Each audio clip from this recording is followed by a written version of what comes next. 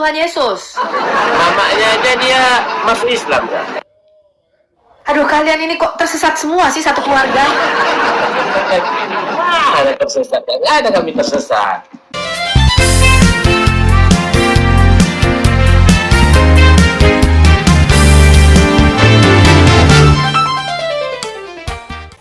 Baca yang lengkap. Sesungguhnya Al-Masih Isa putra Maryam hanya utusan Allah. Mana dikatakannya? Sesungguhnya diam, aku baca nih. Sesungguhnya Al-Masih Isa putra Maryam itu adalah utusan Allah dan kalimatnya atau firmannya yang diturunkan, Al-Qoha itu artinya diturunkan ke dalam rahim Maria dan roh daripadanya. Makanya gelar daripada Isa Al-Masih itu ada makhluknya, Kak? Gak ada, itu tambahan. Itu tambahan, itu dalam kurung. Ya. Sekarang gini, Dirga. Sebentar. Sebentar. Enggak, Yesus gak diciptakan. Yesus itu firman Allah yang berinkarnasi, menjelma menjadi manusia. Kamu harus pahami dulu nih, paham? Dikatakan nih, Al-Masih itu adalah utusan. Utusan dari mana? Utusan bukan seperti nabimu. Kalau nabimu lahir dari rahimnya Aminah, lalu 40 tahun baru dijadikan nabi, betul? Iya.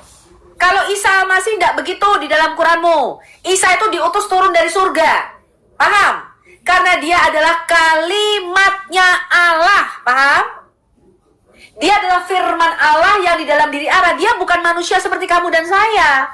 Dia itu firman yang di dalam diri Allah, diutus turun dari surga ke bumi. Makanya di dalam kitab Injil, Yesus berkata, Aku diutus oleh Bapakku turun dari surga ke dunia.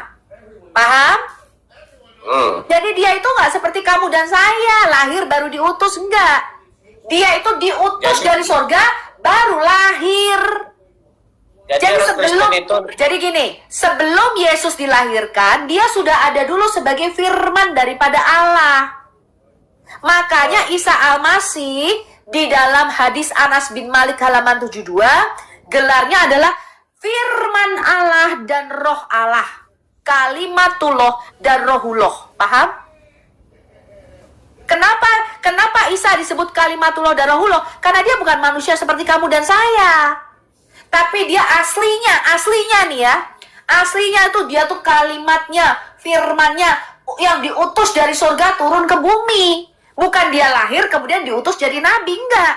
Dia diutus dulu, baru kemudian lahir sebagai manusia. Dan di dalam kemanusiaannya, dia bergelar nabi, imam, raja, dan diberi kuasa untuk menyelamatkan kamu dan saya. Untuk menyelamatkan kita. Gitu loh, Dirga.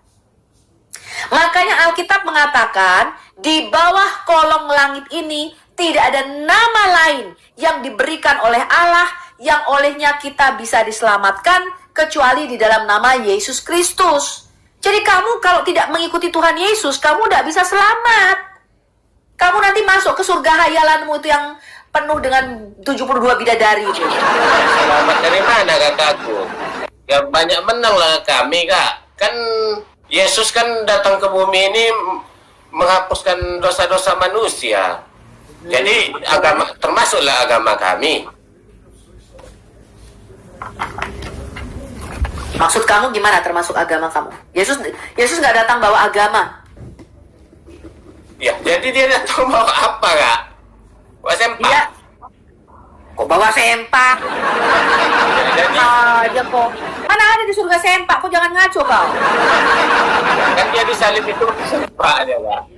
Oh, nggak ada Yesus datang bawa sempak, enak aja. Yesus datang itu memberi kehidupan kekal, jalan keselamatan. Yesus datang itu mengambil rupa seperti kamu dan saya, mengambil rupa manusia. Supaya kita manusia ini bisa melihat Allah. Karena Allah itu nggak kelihatan, betul? Kita nggak bisa melihat Allah. Tapi Allah datang dalam rupa manusia supaya kita bisa mengenalnya. Dan kita mengenal Allah di dalam anaknya, yaitu Tuhan Yesus. Paham? Jadi siapa lah yang kakak sembah itu? Loh, Allah yang atau kita Yesus? sembah. Yesus itu juga Allah, Dirga. Yesus itu disembah sebagai Mesias, sebagai anak Allah. Maka dengan menyembah Yesus kita juga menyembah Allah Bapa, karena Allah Bapa itu tidak kelihatan. Dia mengambil rupa, mengambil wujud manusia di dalam rupa Yesus Kristus anaknya. Paham? Itulah aku bingung itu, Kak. Ya kan? Ya, kenapa kok bingung? Apa yang kok bingung? Ada Roh Kudus, ada Yesus, ada Bapa, ya kan? Jadi 3 ini, ya kan? Ya apa emang 3 kenapa? Ya apa emang? Yang disembah yang mana? Yang betul? Ya, jadi Allah itu disembah melalui Yesus dan Roh Kudus. Jadi dengan mentuhankan Roh Kudus, dengan mentuhankan Yesus, sama dengan kita mentuhankan Allah Bapa. Jadi Bapa, Firman, dan Rohnya itu satu, ketiganya yang Esa. Paham? Sama seperti begini, contoh nih. Saya itu kan punya Firman, saya juga punya Roh, betul nggak? Ah, Ya. Apakah saya itu ada 3 Sofiatul atau cuma 1? ya satulah. Tapi satunya Sofiatul ini bukan satu tunggal, betul? Ada roh saya, ada firman Tunggal saya, lah dia betul nggak? kata aku. Ya kalau saya mati nih, roh saya kan aku keluar dengan- nih. Roh aku dengan aku kan tunggal, ya kan? Jadi Sekarang kalau kalau- mati, Ya kalau kamu mati, roh kamu terpisah nggak dari tubuhmu? ya terpisah. Ya jadi ada berapa dirga? 1 atau 2? Ya satu lah, Kak. Ya tetap satu kan? Ya itulah Tuhan. Allah yang Esa itu dirga, itu tidak Wujudnya mungkin. memang satu. Ya, Allah yang Esa sama seperti kita. Wujudnya satu Allah. Tapi Allah itu dia mempunyai firman yang kekal di dalam dirinya, dan dia juga mempunyai roh sama seperti kamu dan saya. Enggak, Dan- gini aja, Kak. Ya kan, simple aja kita ambil jalur tengah, ya kan? Ah, yang seperti yang Negosiasi kita tadi. ya. Enggak, seperti yang mau ngomong sama kakak tadi, ya kan? Ya, apa? Kakak tunjukin pengakuan Yesus dirinya itu Tuhan. Udah, itu aja.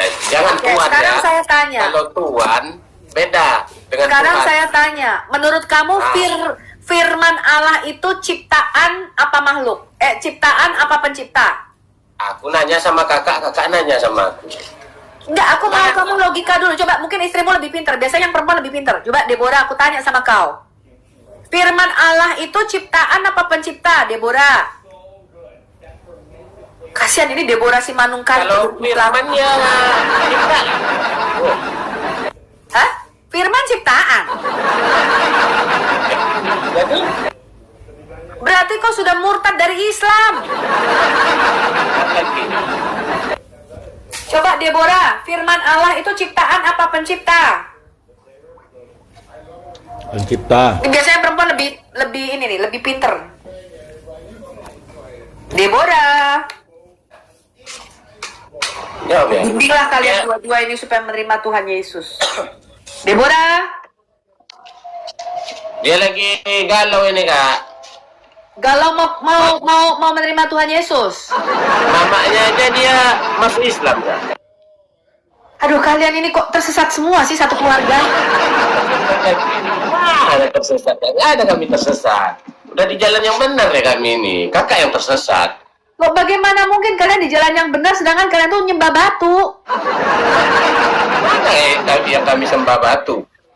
Sekarang aku tanya, kalian kalau Itu kan sholat, kiblat kami. ya kalau sholat kalian nyari-nyari nggak batunya arah mana ya? Enggak, aku bilang kakak nyembah sempak mau kakak. Loh, kami nggak pernah nyembah sempak. Tunjukin sama saya di mana saya pernah nyembah sempak. Ya, itu Yesus pakai sempak digantung di gereja. Oh, saya nggak pernah nyembah sempak begitu, nggak pernah. Saya menyembah Allah di dalam roh dan kebenaran. Ketika saya berdoa, nggak ada tuh sempak di depan saya lalu saya sembah-sembah. Sempak, nggak ada begitu. Nggak ada. Beda sama kamu. Kalau kamu kalau sembahyang, kamu nyari batunya di mana ya arahnya ya. Beda kalau saya nggak. Dirga, kami orang Kristen kalau berdoa nggak pernah di depan kami ada sempak lalu kami sembah-sembah, nggak pernah. Logika aja lah, ya kan? Logika aja. Ya, logika di mana Kami coba? ada arah.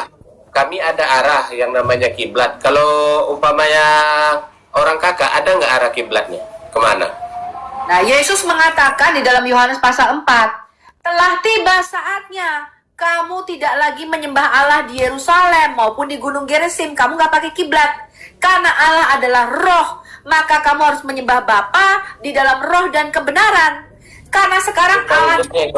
Dirga gini, Dirga. Di dalam perjanjian lama, di dalam perjanjian lama, Allah itu berdiam di dalam sebuah tempat. Namanya Bait Suci Salomo. Maka orang Yahudi kalau berdoa itu selalu ke arah Yerusalem. Paham? Tapi di dalam Alkitab Perjanjian Baru, Allah tidak lagi berdiam dalam sebuah tempat. Allah itu berdiamnya di dalam diri Yesus. Nah, melalui kematian dan kebangkitan Yesus, maka Yesus mencurahkan Roh Kudusnya di dalam diri kita. Sehingga sekarang tubuh kita ini adalah bait Roh Kudus. Kamu dan saya ini tempat tinggalnya Allah tuh di sini nih. Tempat tinggal Allah tuh di saya. Maka saya kalau dengar Dirga. Ini Alkitab. Makanya orang Kristen kalau berdoa gak cari-cari lagi Allah di mana ya? Kenapa? Karena Allah di hati kami. Roh Allah berdiam di dalam hati. Ketika saya menerima Yesus sebagai Tuhan, maka Tuhan Yesus memberikan Roh Kudusnya untuk menyertai aku.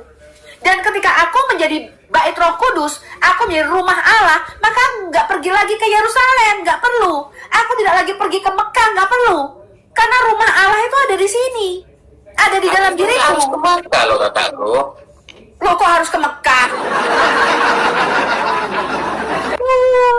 Makanya tuh lagunya Bang Edis. Kamu pernah sering dengerin Bang Edis nggak kamu? Iya.